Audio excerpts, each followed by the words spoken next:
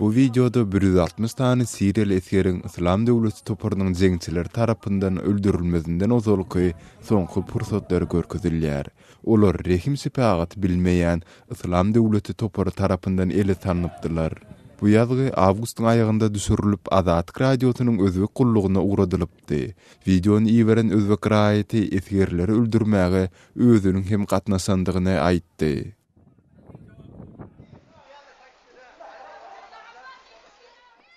Goloyda Siriýada ýene bir özbek raýaty habarlaşdy.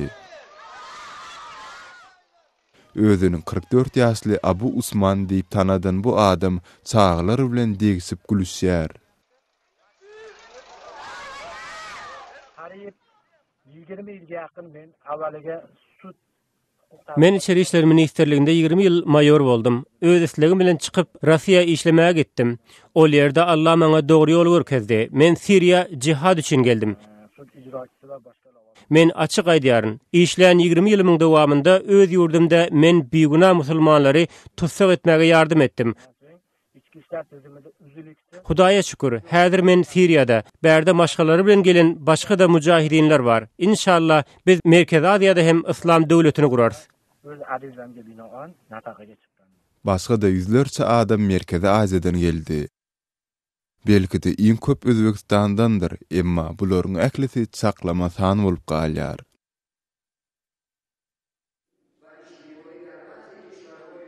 Ýakynda Täjik İslam resmiýetleri Siriýada we Irakda uruşmaga garşy fatwa yglan etdiler. Emma munyň eýämgisi bolan bolmagy mümkin. Sentýabryň soňunda Täjikistanyň Türkistlok owasy habar teristleriniň üns merkezine öwrüldi.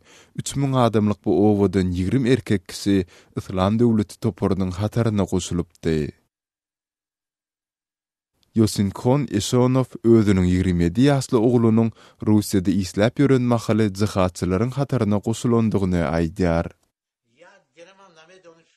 Biz onu Siriýa söwüşmäge gitjek bolýanlygyny tütänlikden bildik. Ol bize jaň edende uruşa zat gitýändigini hem aýtmady. Ol diňe başda käbir türgelleşikden geçýändigini aýdypdy. Men ondan näme üçin gidýän diýip soranymda ol adamlary we çağalary azat edýändigini aýdypdy. Men musulmanlaryň beýleki musulmany öldürmeginiň jihad däl-de uruşdygyny aýtdym. Bu aýlganç, bu samsyklyk. Sentýabrda Şanhay hyzmatdaşlyk guramasynyň Täjikistanda geçirilen sammitinde Merkezi Aziýa ýurtlary terrorizme garşy görüşi ıgrarlydygyny tekrarladylar. Olaryň köpüsi terrorizme garşy görüşi bastan geçiripdiler. Köpler ozalky söwüşçileriň täzeden ýaraga ýapysmagyndan howatyr bolýarlar. İslam Döwleti atly topary Siriýanyň we Iragyň tas ýarpysyny denýäli eýeledi. Olar özleriniň döwlet diýen zadyny Merkezi Aziýa hem ýaýradyp halifligi isleýärler. Olar Talibandan has uly hop. Olaryň hereketleri we mümkinçilikleri juda gorkunç.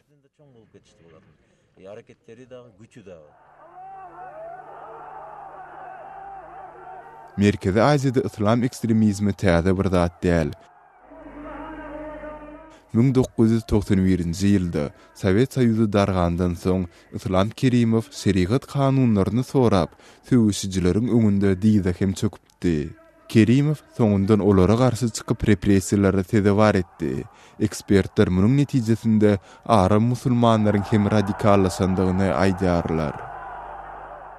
Ýakynda İslam Döwleti toparynyň baýdagy Daşkendiň köprüleriniň birinde atyldy. Merkezi Aziýa jeňçileri söwüş üçin täze çağırys tapdylar.